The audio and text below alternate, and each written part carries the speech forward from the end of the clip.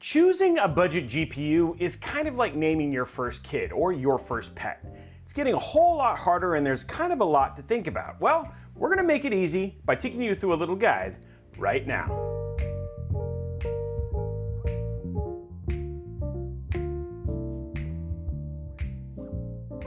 Origin PC is a high-quality, custom PC build maker that provides you endless possibilities to build you your dream PC rig. Whether that's custom water-cooled or AIO-cooled builds, or fully customized builds or pre-configured builds, Origin PC has got you covered. They can even do sweet custom designs on the cases using the latest in print technology to take your brand or custom build to the next level.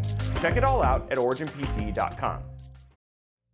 So let's talk about choosing a budget GPU and just how difficult it can be. I mean, you have things like drivers, maybe the games you want to play, add-ons like RSR, FSR, DLSS, and other acronyms, or even things like Reflex, etc. So there's so much more that comes into choosing a GPU than just maybe your frames per second. And so I wanted to make this guide based on a bunch of testing that we've done that we're gonna try and keep short and sweet, that really just kind of helps you, hey, stack rank based on what we've seen, and then talk to you about why I've stack ranked it, and then from there, basically you should be able to choose the GPU that you actually want. If you like this kind of content, if this is the kind of content you want to see more of, well, first and foremost, sound down in the comments and let us know, hey, yes, I love this new format, etc. But also let us know if you want to see more of stuff like this. And while you're down there, make sure you slap that subscribe button, whip that like button, and ring that notification bell so you become a part of our family and you get notified. That's the best way for us to know that, hey, we actually hit it on the money when we made a video like this. So I'm figuring $1,000 system. That's usually where you start at the budget level, and so I'm going to think, what is the best $1,000 system you can do? And then from there, I'm going to walk you through choosing a GPU as you start at 1,000 and then work your way down closer to 800, 600, 500, and what GPU pair with it. But at the core, the system itself stays the same. It's $530 worth of components, starting with a Intel 12400F, pretty much the best budget CPU. Going lower isn't necessarily a good idea, and then if you want to step up, that actually ends up being really good, so you can go to a 12600K, etc. An Asus Prime B660 Plus. We've got 16 gigs of 3200 megahertz CL16 RAM. We chose a Supernova 650 Gold PSU. You've got a 1 terabyte SN570 hard drive, and then finally putting it inside of the P360A, and if you want to see the temps and stuff, you can check out our $1,000 build right here that has all the temps, so you can see what your performance is going to be like, and even with a 12600K, so 12400 is only going to be better. So all those parts are $530, and the best possible combination, GPU hands down after all of our testing, is the EVGA GeForce RTX 3060 Ti, coming at $479.99. When we talk about the best budget GPU, that means that we also looked at the 6650 XT, which just released, the 6600 XT, the 6600, the 3060, the 3050, and absolutely not the 6500. It is just not a card that's even worth spending your money on. I'd rather you save for a 6600, which we'll talk from there. If you want to see all the data, it's all there at the end. But when you talk about the best possible combination, that 3060 Ti XE is the best budget GPU for a $1,000 budget, and it's especially if you're spending $1,000, no tax, you're basically good to go. Now, before we get too far, there was one thing I wanted to address, which is like, why did you stop at the 3060 Ti? There was a myriad of cards that existed at the $399 up to $479 price point. When you start to get at the 6700 XT, which is the next evolution at that point in time, the cheapest, least expensive one ends up being $498, which was a $20 jump, and then again, all of a sudden you're jumping from $9 over to $20 over, and it feels like at that point in time, we're kind of getting outside of the budget range. So that's why there's no 6700 XT, and that is why it's not included in this chart. But let's just take a look at the data. The 3060 Ti came out on top. There are certain games that all you have to do is make one change, which are settings you don't necessarily have on the AMD side that are going to improve the performance on the NVIDIA side. For the next card, let's take a look at it, the 6650 XT. And huge shout out to Power Color, who has sent us a couple of these to give it a test for. And when you're looking at the price here, you can actually see that this is very similarly priced to the 3060 Ti. You have a lot of options here, and it's very easy to pick up one of these cards, and you know you're getting a good value. The 6650, for the most part, actually ends up being very, very close to performance for the 3060 Ti. It's only when you talk about like NVIDIA optimized titles, like for instance Metro Exodus, where you're seeing a pretty significant jump from the 3060 Ti, but compared to that with the 3060, the 6650 is right there trading blows. From a value standpoint, and then being the next best thing, the 6650 ended up being a better option over the RTX 3060. RTX 3060 ends up being the next one on there. You can get 3060 Ti's for less than you can get RTX 3060. The 3060 is just kind of in a weird spot right now. It's got 12 gigs of RAM, and for a lot of reasons like that, it just ends up being kind of a strange card. And because of that, you'll actually see this card will be kind of all over the place, even in the performance metrics. But I mean, again, it's not just about FPS, it's also about the additional features and things that ended up bringing it to the top over the 6600 XT. DLSS used in more titles, the inclusion of NVIDIA Reflex for multiplayer titles, better driver and more frequent driver updates, less issues with drivers, especially as titles get older, which are all things that we actually encountered on the AMD side. So when I had to take the extra stuff from that, not just looking at the frames per second, I had to put the NVIDIA 3060 ahead of the 6600 XT. The 6600 is going away.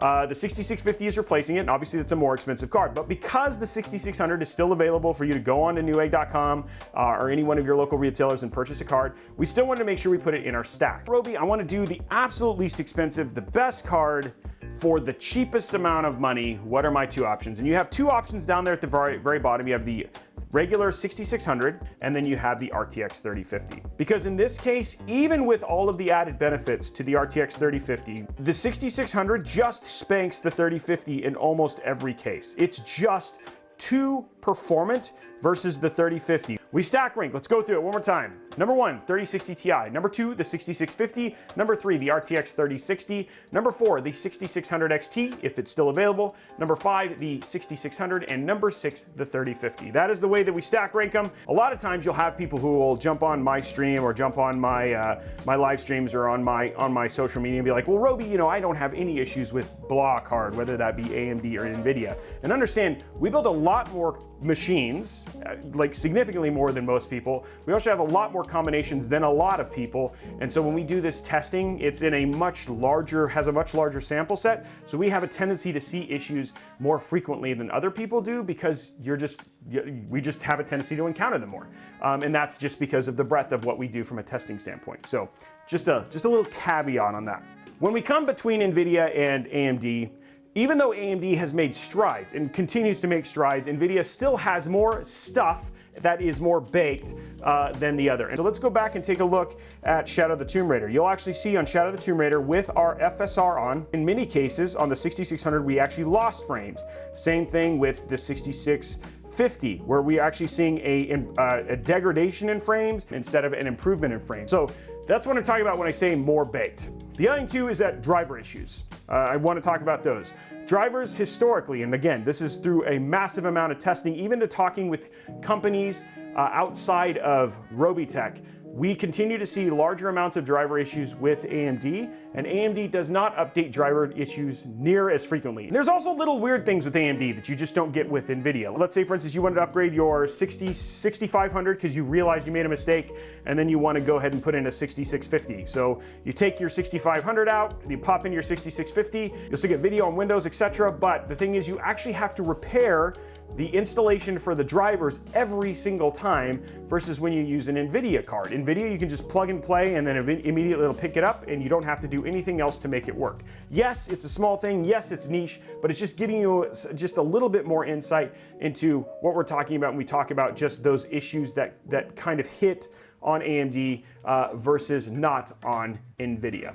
AMD optimized titles, the further you get from their release, we start to see issues. One example is, and this is with direct input, and the second one is just with artifacting issues, where we'll see stuff like you first launch a game and you'll see a bunch of artifacting or some graphical distortions around your main menus or your menu systems, or you'll see input lag around direct draw. Then eventually it does work itself out, but it's just one of those things, like we're seeing stuff like this the older the AMD optimized titles get, which is issues we just don't see when we do the same thing on the NVIDIA side. Again, is it massive? No, but it is worth just noting that these are the things when we started to make these decisions and talking about the stack ranking, where how we kind of came to the decisions we came to. So That's it, guys. If you wanted to see all of our charts, all of our data, and all that stuff, head over to our Discord server over at discord.gg/Robeytech. Head over to the tech channel. All of this stuff is pinned there for you. At the very end of the video, just stand by for all the charts and data, and you can watch it all yourself. Also, down below, we have links to all of the parts to build this $1,000 system yourself, as well as links to our recommendations for every single card in terms of the best budget card to pick up in each one of these classes. But after all that, it's not about what I think, it's about what you think. I'd love to know your thoughts and more, and maybe you could win a little cash in the process. First and foremost, you need to leave a quality comment down below along with liking and subscribing to the channel. Now, when I say quality comment, it doesn't need to be positive, it just needs to be something you like or didn't like about the video. Now, what surprised you, etc. about the build or video. Just not, I deserve to win, and can I have a free GPU, or better yet, can I have all of these GPUs, or something similarly weird or lame. You also need to ensure that we have a way to reach you via your YouTube profile, like your email. So basically, we really need your email in your profile so we can notify you if you win, because we will be giving away $25 to one lucky comment below. That is worldwide, as long as you can accept PayPal or Venmo. Now, did you like the video, and was the guide helpful? What did you think of us showing you all of the data, and did it help? Was there stuff that wasn't clear? Did I ramble too much? Do you agree with my stack ranking? I would love to know all that and more down in the comments below. Now, while you're down there, make sure you slap that subscribe button, whip that like button, and ring that notification bell so you get a notification each and every time we post a new video right here on Robeytech.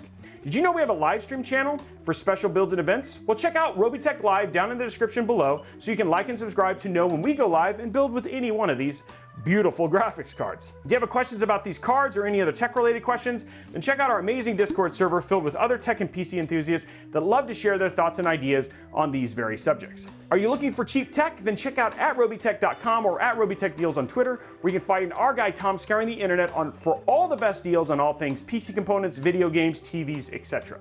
Finally, you can follow me and my team on all the other socials @Robeytech, absolutely everywhere. We hope you enjoyed this video, and we look forward to seeing you on the next one.